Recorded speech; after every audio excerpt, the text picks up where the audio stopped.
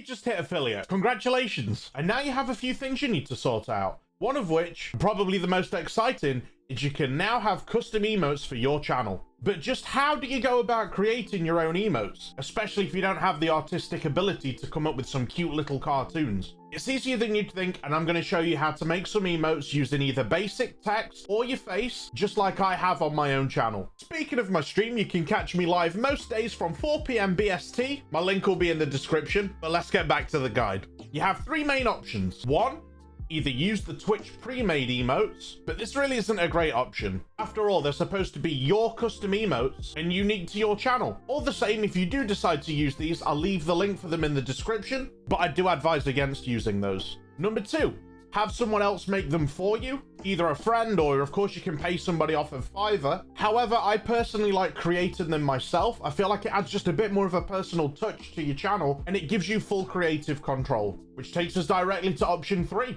make them yourself. So how can you go about doing this? I personally recommend using Photoshop. There are alternative products out there for this. However, Adobe does lead the market here for a reason. And as a content creator, you'll find yourself creating emotes, overlays, all sorts of graphics, panels, things like that. And for that reason, I would advise taking the plunge and just getting yourself Photoshop. I know it's not cheap, but it is a fantastic tool for content creators that you'll probably find yourself using more regularly than you'd expect. But if you can find a cheaper, maybe even free alternative that offers you all the utensils and tools we'll be mentioning in this video, then go for it and leave them in the comments below for someone else to check out maybe. So let's begin. Now, if you already know your way around Photoshop, this next section might not be too useful to you, so you can go ahead and skip to the uploading section if that's the part that you need help with. However, if you're a complete noob to Photoshop, don't worry, I'm going to show you exactly what you need to know. But first, how do you decide what to make as an emote? Your emote should cover two basic fundamentals. One,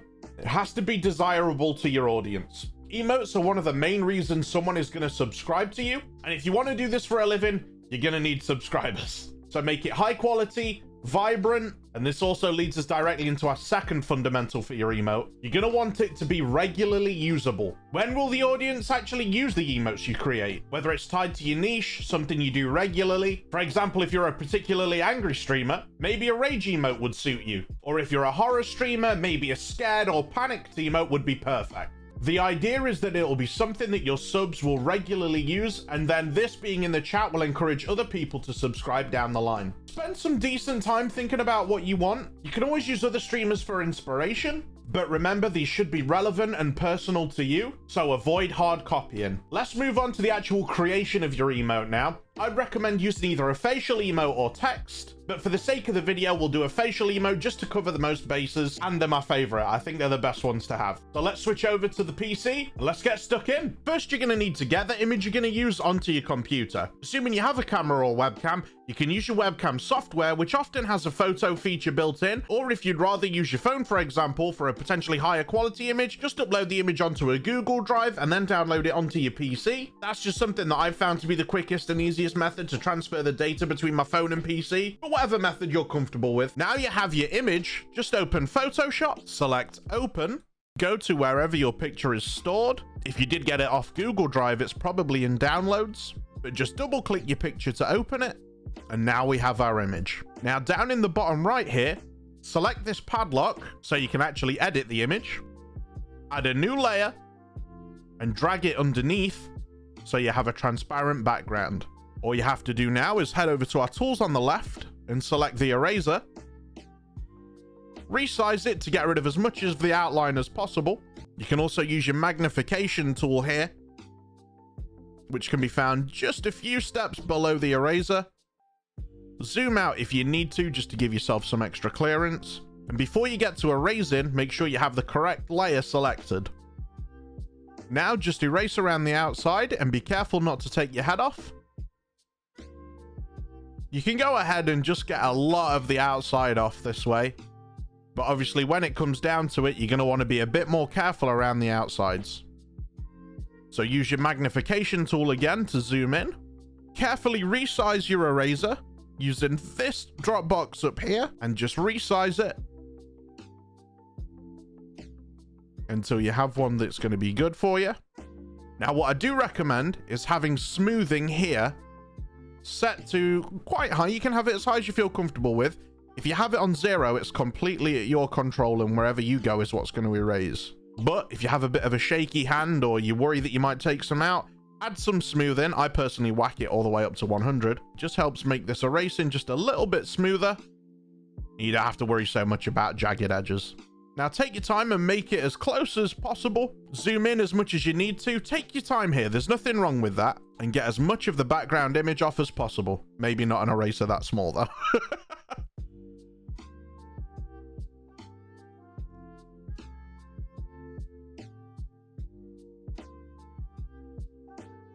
Now, once you're happy with your image, it's time to size it down and get it on a canvas that you'll be able to save it as a PNG as, and I'll explain how to do that now. All you need to do is go to File, select New. On Custom, make sure that this drop box here is set to pixels. This just makes sure it's measured correctly for Twitch's requirements. All of its emotes, badges, things like that are all done in pixel measurements. So this is what you'll be using regularly for Twitch. Make sure both the width and height are set to 112. Set the resolution to 300. Color mode should be RGB. And set the background contents to transparent. Now just click create. Now if we go back to our original image using this bar along the top, just click your image here and that'll bring it right back. And make sure you have the move tool selected. This is the very top tool on the left bar. So just select that. And it should give you these blue outlines. If you don't have those blue outlines, just go back up to the top bar here and make sure this box for show transform controls is checked. And that'll bring those right up. Now to resize the image, just click one of the white boxes around the outside and that will change this bar to give you your full transform tools. Now to resize it correctly, make sure that this link here is selected. If it isn't, there's a chance you could warp the image in a way you don't want to. So just click this, and now you want to resize your image so both the width and the height, as you can see in the top right there, are around 110. Now, once you've got the size of the image you're happy with, make sure you click this tick here. This is just going to actually apply the resize that you've just made. This is just to make sure that it's not going to encroach over any of the boundaries set on this canvas. Now to transfer it, just grab your image up here on the bar and drag that just so it pulls away, and now you have both canvases side by side. Moving it over is super easy. Just click and hold your image. You can zoom in if you need to. Click and hold your image and just drag and drop it. You can go ahead and get rid of this if you need to, or you can save it in case you're worried you might mess up, or you don't actually need to get rid of it at all. You can just put it back on your bar and then select the canvas that we're working with. Make sure your image is positioned using the guidelines that Photoshop provides. And here I would zoom in just to give yourself a bit of a better view. Now it's going to lose a lot of the detail here, but don't worry too much about that. Once it's zoomed back out, it'll look absolutely fine. If you are worried, however, about the way the image might look, what you can do is go up to image, click image size. Now you can change your width to 36. Again, make sure this link is selected so it changes both of these at the same time. And this will show you what your image is going to look like when it's in chat at its smallest.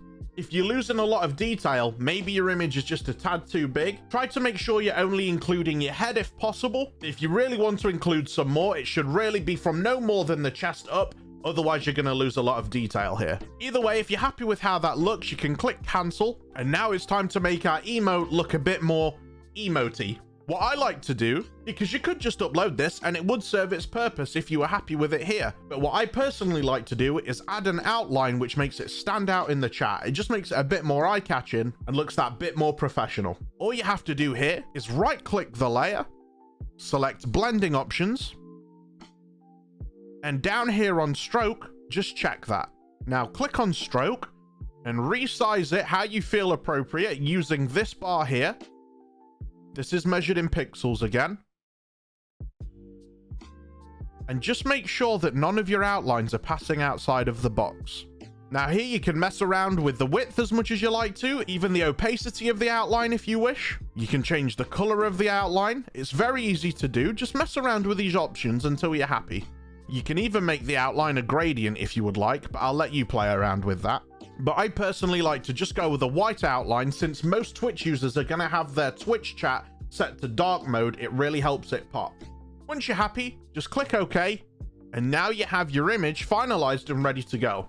All you have to do now is go to File, Save As, just name it whatever you'd like.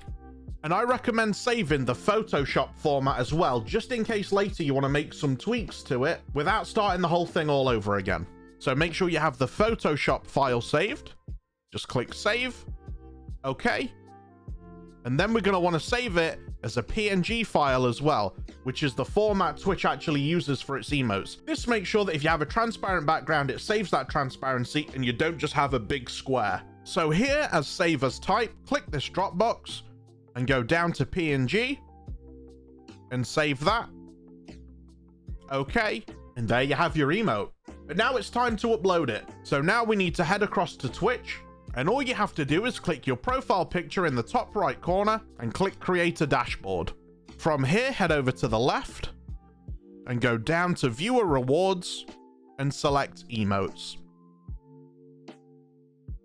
This is going to open up this page where you have full control over all of your emotes. This includes the ones you get for different subscriber tiers and even your bits. All you have to do is select any of the open emote slots and click the little plus, and that's going to open up this interface here. All you need to do is click the purple upload icon. Don't worry about these. Head to the file where you've saved it and just click open. Now just enter your emote name, however you feel comfortable with. Now all of your emotes are going to have this prefix before the emote. That's just to make it unique to your channel. And unfortunately, this can't be edited until you're a Twitch partner, which I know can be frustrating, but Twitch will take care of resizing the image for you, and it'll even give you a preview of what it's going to look like on both light mode and dark mode. If you're happy with that, all you need to do now is click upload, and your emote will be uploaded and sent to Twitch pending approval. Now, if this is your first emote, this can take some time. This can take anything from a few days to potentially weeks. For me, this took about a month for my first emote to be approved. After 6 months, if you don't break any terms of service with your emotes, you will have the option to upload your emotes immediately. Just make sure that whilst your emote is pending approval, you communicate it to your community that there is an emote on the way. You could even add it to your stream in the top corner as the image file, just to let them know which emote is on the way, and it should be with them soon. But there you go, that should just about cover everything for you. If you do have any questions, make sure you leave them in the comments below. If you found this helpful, leave a like and subscribe for more content. Thank you so much for watching.